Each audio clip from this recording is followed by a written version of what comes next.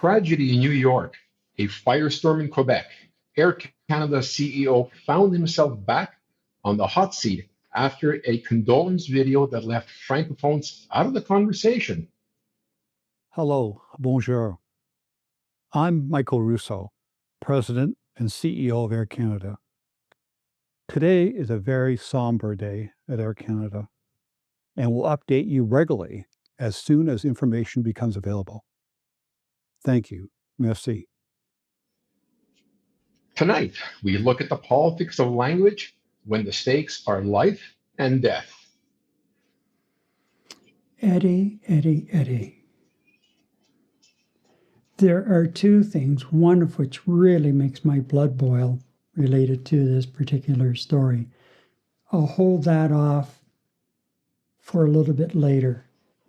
This is definitely around the whole politics of language. First off, Rousseau, this is not his first at-bat in dealing with a language issue. You may recall back about 3-4 years ago, he spoke to the Montreal Chamber of Commerce, and I believe he said a couple of words here or there in French, but not very many. He was questioned about it. Maybe most of his speech at that time was in English. He was questioned about it. Reporters got to him. And one line that was like, wow, how to hit yourself in the face. When he said, well, I've lived in Montreal for 14 years and I haven't had to speak French. And that blew up. Yeah. And it became a national issue. You know, the Bloc Québécois jumped on it. And of course, the Liberals were on it. And he eventually said that, you know, I'm going to start taking French lessons. Well, Eddie, here we have a CEO who 3 or 4 years later comes out with a video related to a very, very tragic situation where 2 of his employees lost their lives, gave their lives to save passengers behind them. And to even just begin that video that way and just say bonjour, and then at the end of it, merci. That was it. Now, there was French language captioning. And then, because, again, the Bloc and others raised the issue, and I'm thinking, how stupid are you? Did you not listen to your communications people? Or did your communications people drop the ball? Exactly.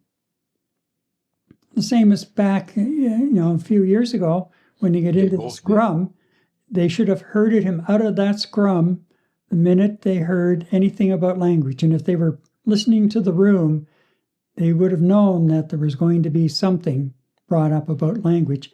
Get him out the door before he puts his foot in his mouth. So here's a guy, top job at Air Canada, saying a couple of years ago that he was going to work to improve his French. And let's face it, Eddie, he was getting private instruction for sure and could have it at any time for any length of time that he wanted and needed. And a couple of years later, he can't at least put one paragraph of condolences in French and read it in French, speak to the people in French, at least one paragraph. So he gets called to Ottawa, I agree. For the national committee that on official languages.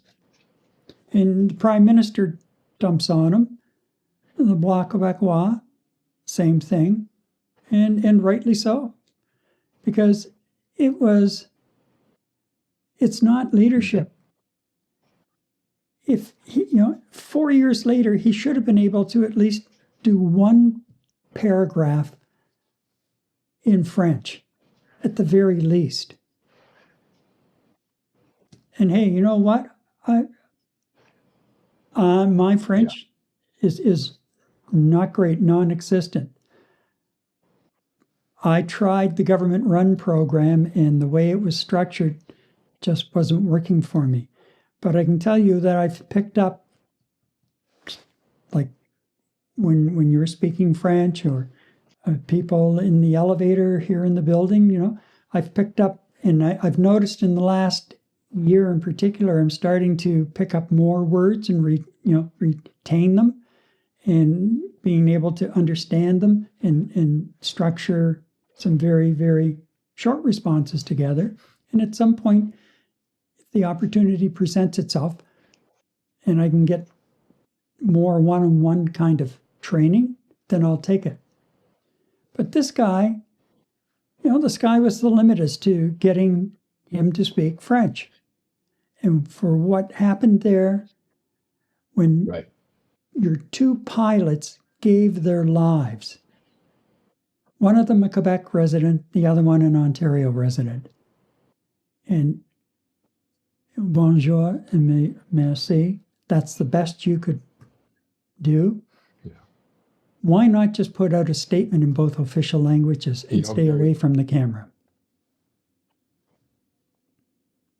Why not? Gary, I'm behind you on this one completely.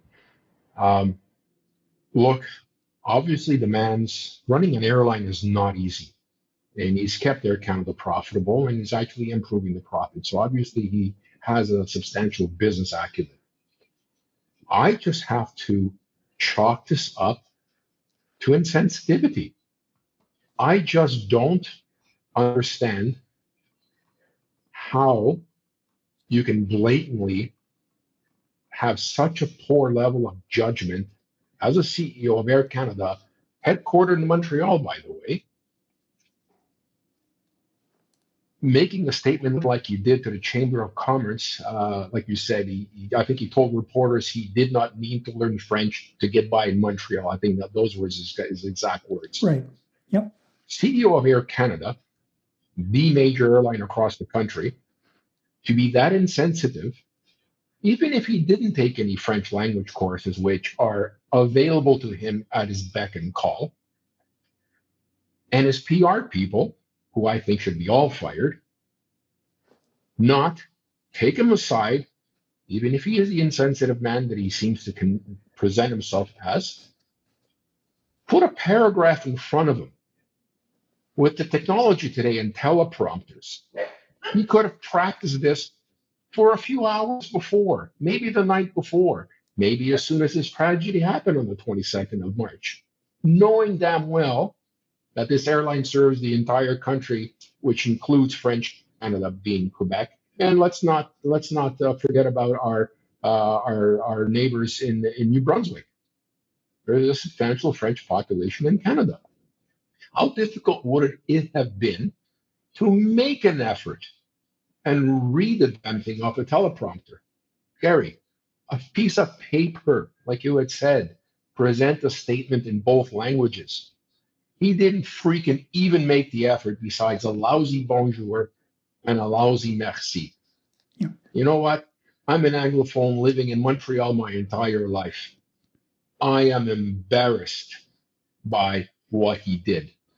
I feel for Quebecers and French Canadians for the insensitivity of a CEO of the major corporation headquartered in Montreal by not making any effort in speaking French, especially since one of the heroes was born in Quebec and tragedy.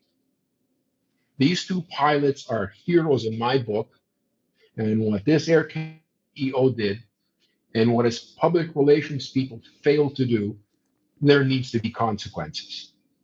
I was extremely pleased that Mr. Carney immediately denounced what happened in terms of the CEO's lack of sensitivity. Okay. I am not a supporter of Francois Legault by any means. Neither am I a supporter of the Bloc Québécois. But let's call it out as it is, Gary.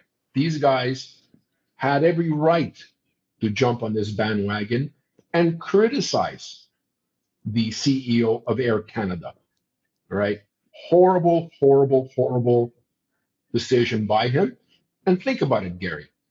How much money gets pumped into Air Canada pockets by the Quebec population and the French Canadian population? From a business perspective, with the competitive nature of the airline industry in Canada, how much money do you think he could possibly end up losing for Air Canada because of his insensitivity and Quebecers deciding, you know what, I'm no longer flying with Air Canada because.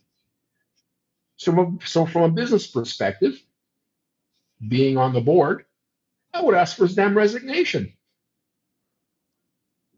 So that's it for me, Gary. I'm really pissed at what he did.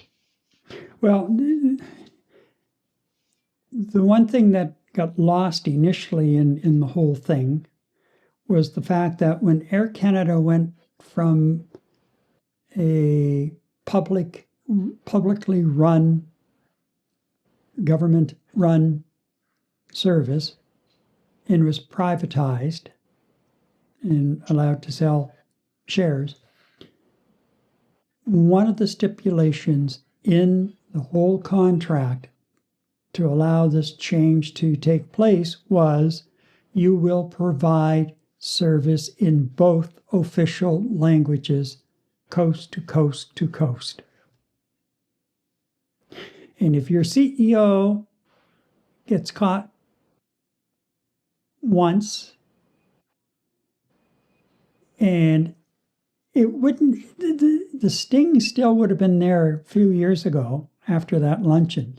But for him to come out and say what he said to justify him not speaking in French during his speech was just, it was so demeaning, condescending. You know, pick your word.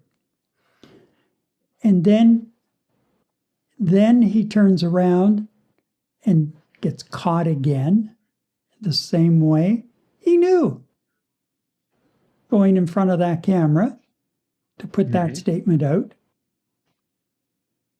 that this was not going to end well. He had to. You can't be that stupid.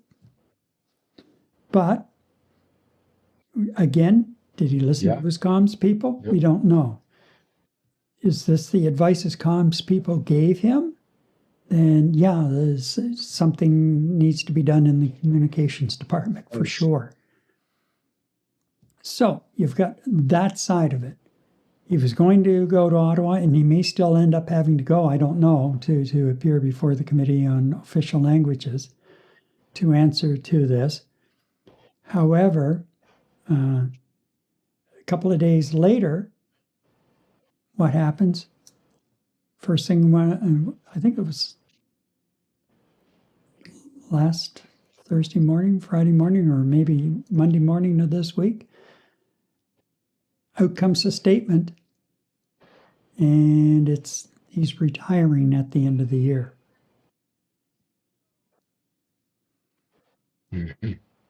So there's a career gone.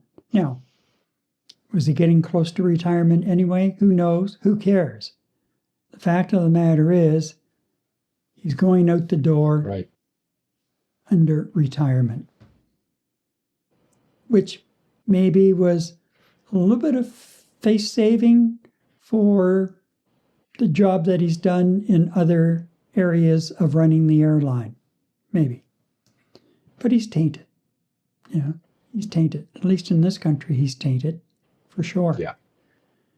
And nobody, I would think, would want to touch him with a 10-foot pole.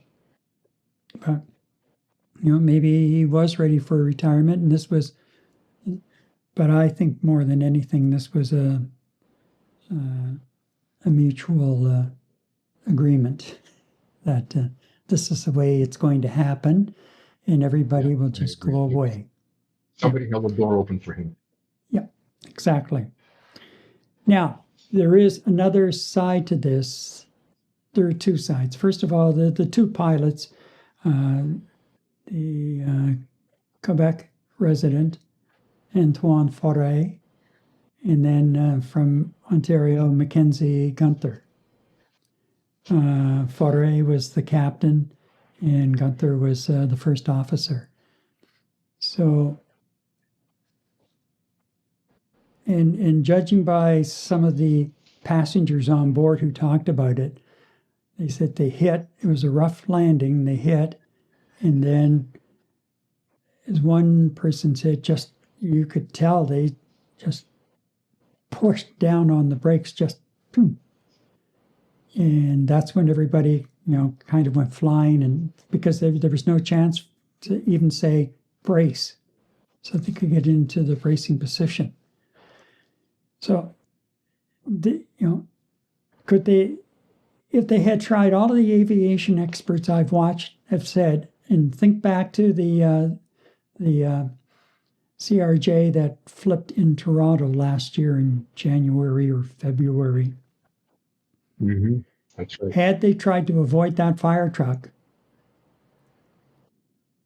there was a very, very good chance, it was likely that the plane would have swerved, tipped somehow, cracked the wing wide open, and ended up flipping over, and probably an explosion and fire.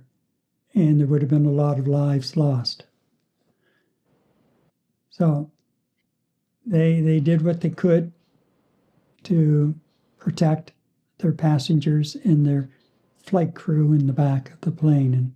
And, two young men with their lives in front of them, and real heroes. Now, that aside, I'll also mention the other thing. The flight attendant, you may have heard about the flight attendant who was found a couple hundred feet from the plane, still strapped to her jump seat. Solange Tremblay is in hospital, and she's not in good shape. She's had a number of operations, and if I can find it here, I would just like to bring this up.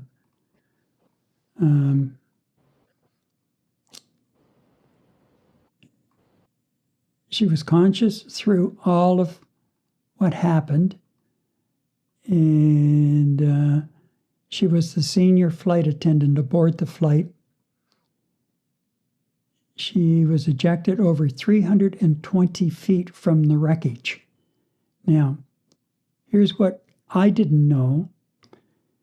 Her injuries, she suffered severe injuries, and she's fighting and recovering at hospital in New York.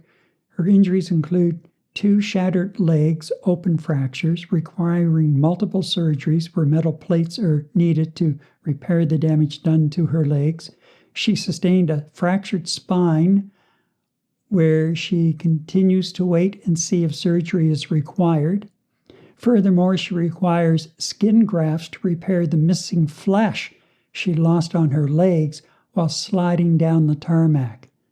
And she's even received a blood transfusion due to complications from her first surgery.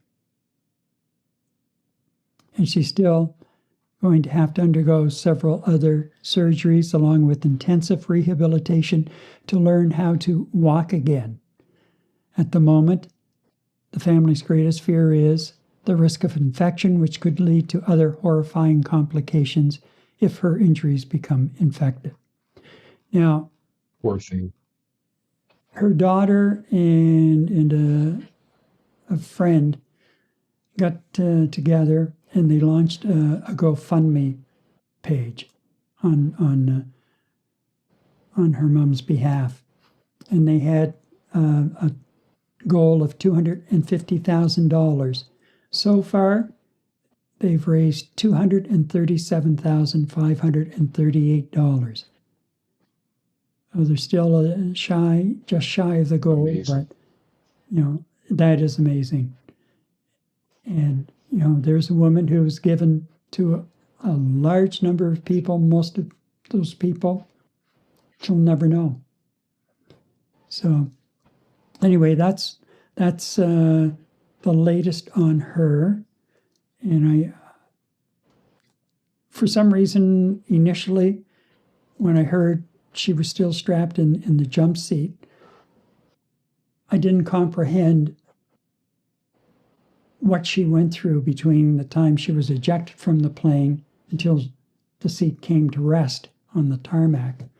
Mm-hmm. So it's just incredible that she has survived that, really, Eddie, when you think about it. So there's a GoFundMe page, and it pops up right away when you get into the GoFundMe homepage. And, wow. So that's that aspect of it. Now, I want to take this part of the conversation outside of the tragedy that was involved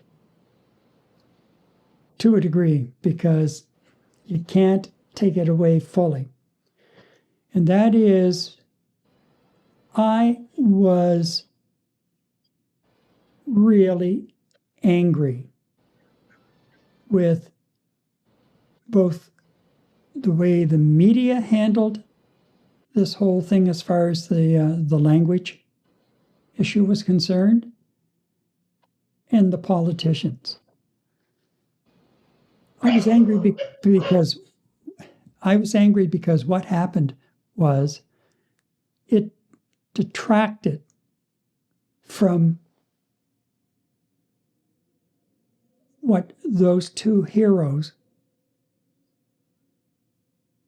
had given up to save others. There's a time and place for everything.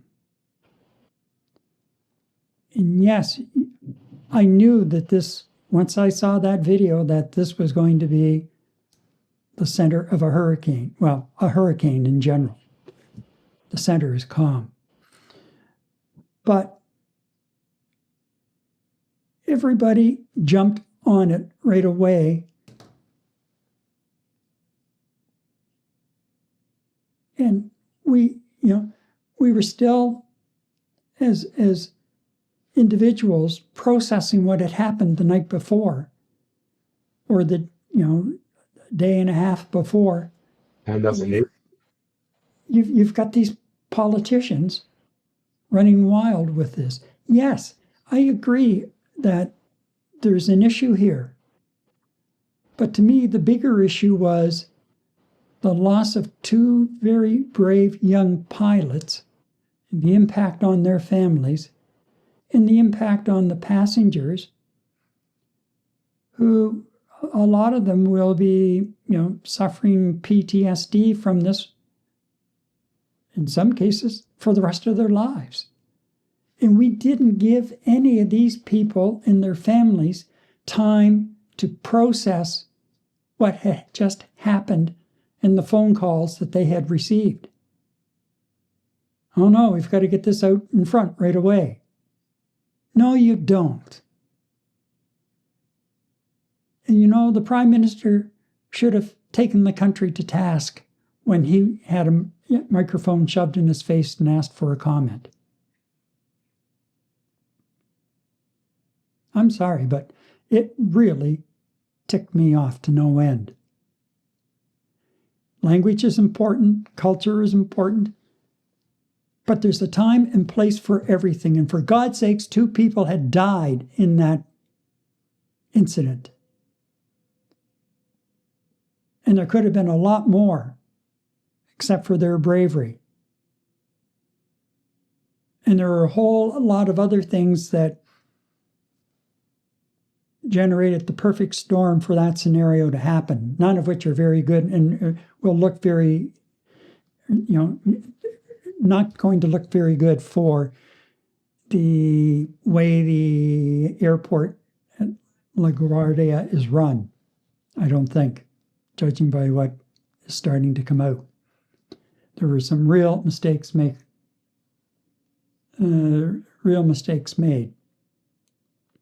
So I just had to say that. There's a time and place for everything. The time and the place to start arguing over language was not the day after or 2 days after that crash. It could have waited till this week.